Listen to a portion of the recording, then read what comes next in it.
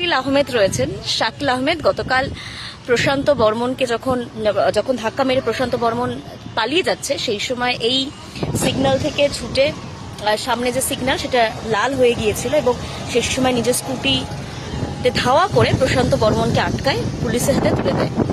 Shakil Babu, hats off to you. সবাই আপনাকে শুভকামনা জানাচ্ছে।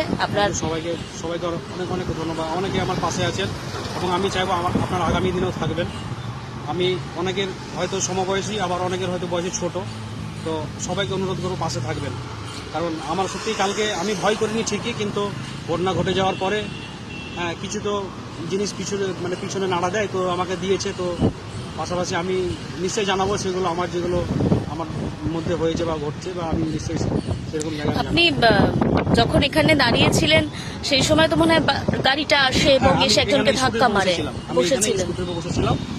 এটা এই দিক থেকে এসেছে, বলতে এই ব্যাগ থেকে এই দিক হয়েছে কি জানি না, এই দিক থেকে হয়েছে। মানে গাড়িটাকে আমি যখন দেখি, আমি আমার গাড়িতে যখন পড়ে, ওই যাকে ধাক্কা মেরেছে যখন আমার গাড়িতে পড়ে, তখন আমি যখন ঘুরে তাকাই, তখন গাড়ি দেখছি প্রচন্ড স্পিডে যাচ্ছে।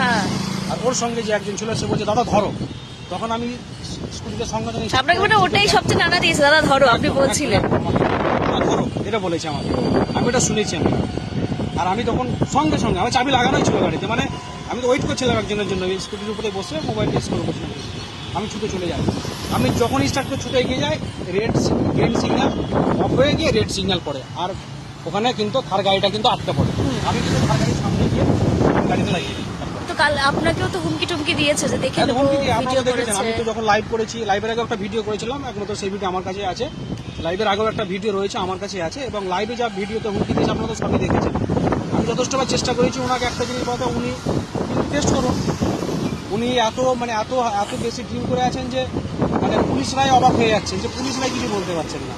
আর উনি নিজেকে মানে বিরাট অধ্যত্ত দাম্ভিকতার পরিচয় দিচ্ছেন, মানে একে ফোন করছে আমাকে অ্যারেস্ট করে না, এই ওই। মানে আমি একটা বিষয় একটু অবাক হচ্ছি, কারণ প্রশান্ত বর্মন মানে এইটা আপনাকে আগে জিজ্ঞেস করছিলাম যে এই লোকটিকে হুট করে আমরা দেখলেও হয়তো চিনতে পারবো না বা হয়তো এড়িয়ে যাব, আপনি চিনলেন, তার মানে আপনি রেগুলার খবরে থাকতেন বা এই দুর্নীতিগ্রস্ত ভিডিও মানে তাকে মোটামুটি ট্র্যাকে রাখতেন যে এই লোকটি এরকম চাকরি। আমি প্রথমে ভিডিও করছিলাম, ভিডিওতে যখন চিনতে পেরে যাই তখন আমি লাইভ স্টার্ট করি।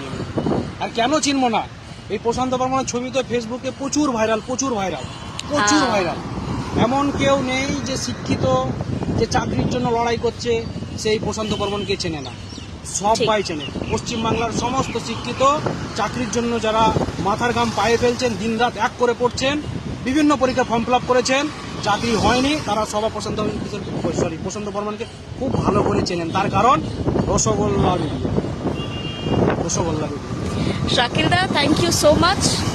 আপনি অনেক ভালো থাকুন, আপনি আরও এগিয়ে যান, আরও বিভিন্ন জায়গায় কোনো সমস্যা দেখলে অবশ্যই দ্রুত। Thank you so much.